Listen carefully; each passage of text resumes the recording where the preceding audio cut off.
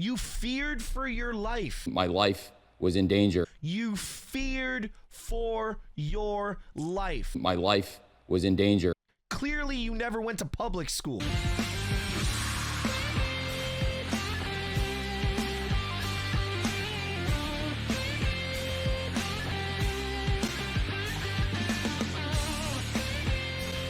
I decided to take some time before initially reacting to what we saw the other day on AEW Dynamite with the release of the All In footage. Now, a lot of people are addressing this as a massive mistake by Tony Khan and management at AEW. I have to. You fucked up. You fucked up. You fucked up. I'm going to say this. There has been a lot of positives with AEW being in business and in the professional wrestling circuit. First off, over the last several months, AEW has signed not only some of, but if not the biggest free agents in the professional wrestling business.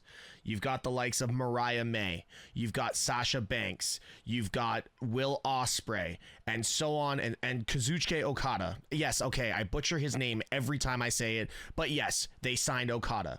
They have the deal with New Japan, so they can use their talent to come over for events like Forbidden Door, or just a random episode of Dynamite like we see every other week. We seem to see so much more New Japan talent showing their skills in North America, which I love.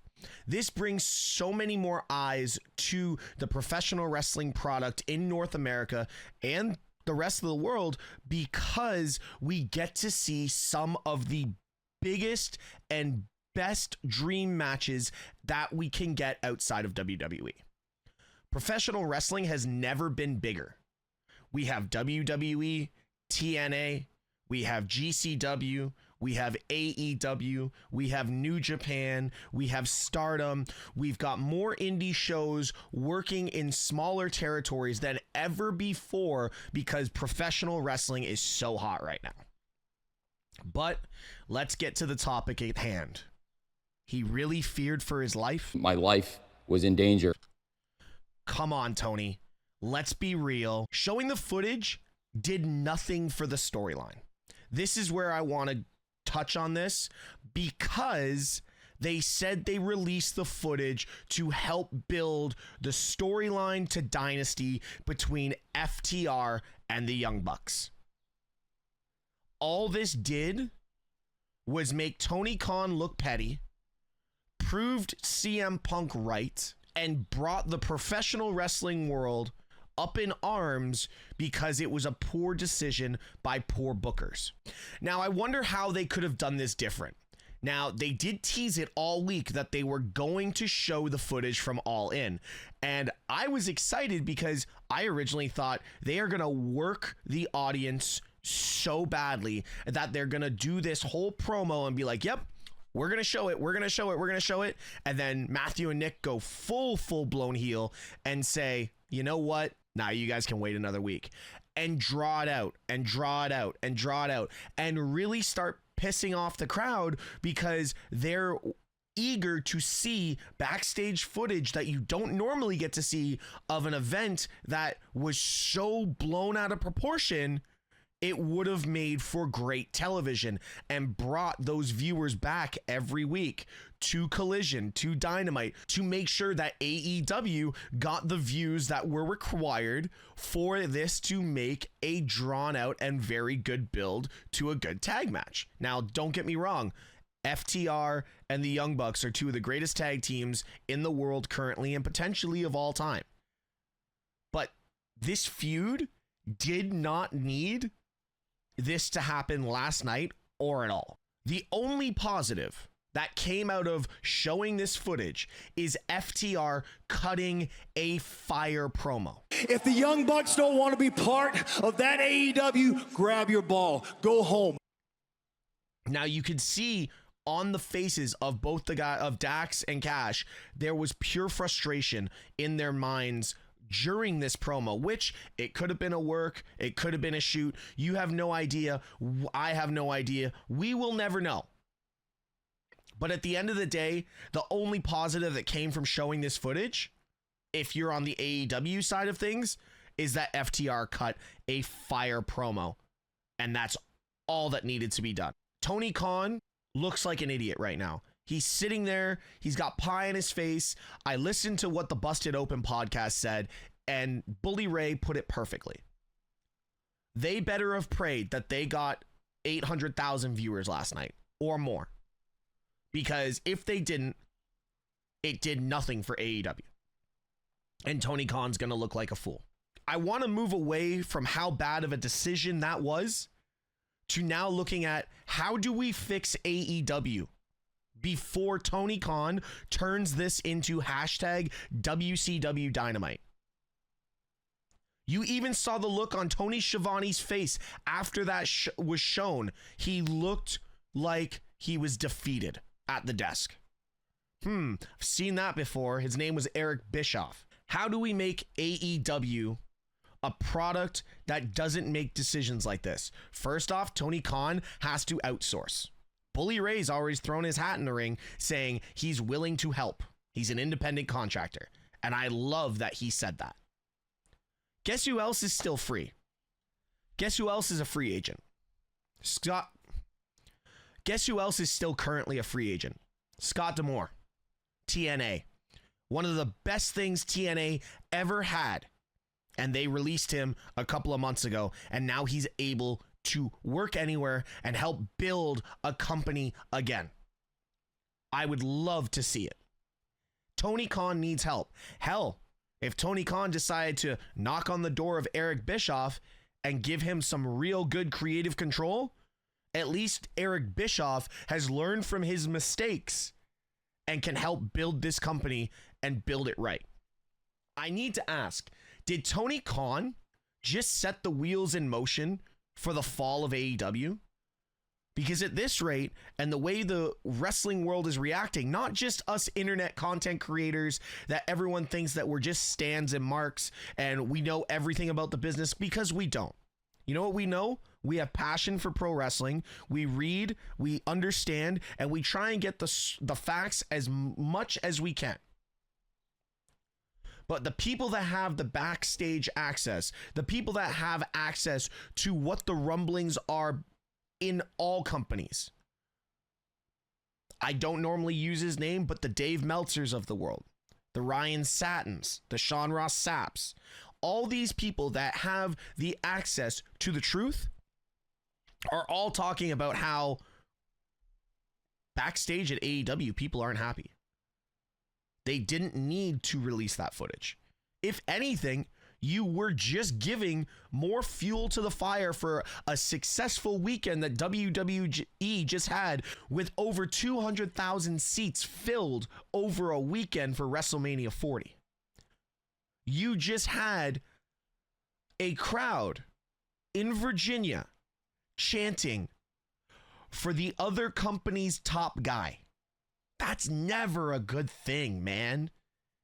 Why would you do that to yourself and virtually draw more eyes to your competition? We've seen that mistake before, where Eric Bischoff and Tony Schiavone decided to announce that Mick Foley was going to win the world title. I'm pretty sure that was one of the highest viewed Monday Night Raws of the Attitude Era. And now all people want to see is what CM Punk's response was. And I think he did it brilliantly on his Instagram story. Right now, I'm concerned for AEW. The decision making is not right. The people are not getting what they deserve. The only thing they're getting is good wrestling matches. And you know what? Any company can put on a great wrestling match when you put the right people together. Hell, I've been to some GCW events recently that these events are never going to air on television, but they were amazing matches. There's probably amazing matches going on in the independents from people that we don't even know who they are yet. In school gyms, in legions across the world. But yes, Will Ospreay versus Daniel Bryan or Bryan Danielson is going to be one of those matches, a dream match that we're all going to watch. They've finally built a great storyline with Samoa Joe and Swerve Strickland. Mercedes Moné or Sasha Banks or whatever you want to call her right now, a feud with Willow Nightingale. Listen, the matches weren't amazing over in New Japan, and I personally don't think they're going to get much better with Mercedes' current ego and her new big contract. I will say this. One of the best things to come out of Dynamite last night was Will Ospreay taking a shot at Triple H, because he did it in a very Will Ospreay manner, bruv. And I loved all of that. Those are the two big things that came out of Dynamite last night. And if you only have two memorable spots coming out of your flagship show, you need better booking. Simple as that. You need better booking. You need people that know the business, not a fan with a bunch of daddy's money saying, I want to see this match and this match. Sell this to me. I'm not trying to shit on AEW. I like competition. I like dream matches. But when you cloud what you're doing with decision making like this, it makes it hard to watch. After the 9 o'clock hour, I didn't care anymore. I turned the show off right before the main event. And I think Samoa Joe and Swerve deserve that. They deserve to be watched. But I was just over it because all you could think about is, why would Tony Khan make a decision like this? You feared for your life. My life was in danger. You feared for your life. My life was in danger. Clearly, you never went to public school. Because the fight that we saw in the All-In video was an everyday occurrence for anyone that went to a public school in the 2000s or the 90s or even today. You feared for your life. My life was in danger. You made a mistake. You're having your social media team take down as many of the videos as they can or have them reported. Hell, mine's been taken down 4 times. I love the fact that this video is going to get responses from a lot of people saying, oh, you must not watch AEW. You must be a WWE stan. You fucking mark! I do watch AEW, but I am a WWE guy. Do I like watching great wrestling matches? Fuck yeah. Hell yeah. I love watching great wrestling. That's why I watch every AEW pay-per-view, because they put on some of the best matches in the world. But AEW will never sell out a stadium like WrestleMania 2 nights in a row when you can't even sell out Dynamite because of decisions and booking like this. We're all talking about it. Yes, okay, maybe that was your decision, but we're all talking about it for the wrong way. I would have loved to make a video saying, you know what, that was a pretty bad fight, and I can see CM Punk being in the wrong and Jack Perry being in the wrong, and good on Samoa Joe and Aleister Black for pulling them out of there. There was no punch. It was shoved to the chest. Did he choke him out? If you get someone into a fight in a hallway, yeah, you know what? You go for the head and you go to choke him out to calm him down, to get your point across. But to say that you feared for your life, Tony. My life was in danger. Guys, like, comment, subscribe, put the bell on for all notifications. This might have been a longer rant than I wanted it to be, but at the end of the day, I needed to get my opinion across, but I needed to do it in the calmest manner, because if I put this out last night, I would have not gotten to the points that I wanted to. The final piece I want to say on this is, if I was TKO and Endeavor, I would be looking very close at what AEW does over the next 6 to 12 months. Because AEW is not a bad product. They also own ROH. And they also have the deal with New Japan. If AEW keeps funneling money out the back end and is unable to turn a profit, if I was Nick Khan and I was TKO and I was Endeavor, I would openly put an offer for AEW and all sole ownership of their entire book and their entire portfolio for a quarter of the price. Hell, maybe half the price. And keep AEW as AEW with the AEW talent, but have crossovers. Buy AEW. If I was TKO, I would be watching very closely because there is value in AEW with the right people at the helm. Tony Khan is a fan of pro wrestling that does not know how to run a wrestling company or even how to book a wrestling event. I would happily say that AEW would be better under the helm of Scott D'Amore and with the budget and creative minds that are under the flag of WWE, TKO, and Endeavor. I might be wrong. Keep it as a separate entity, but at least have quality to it, because right now it's a joke. Guys, let me know in the comments.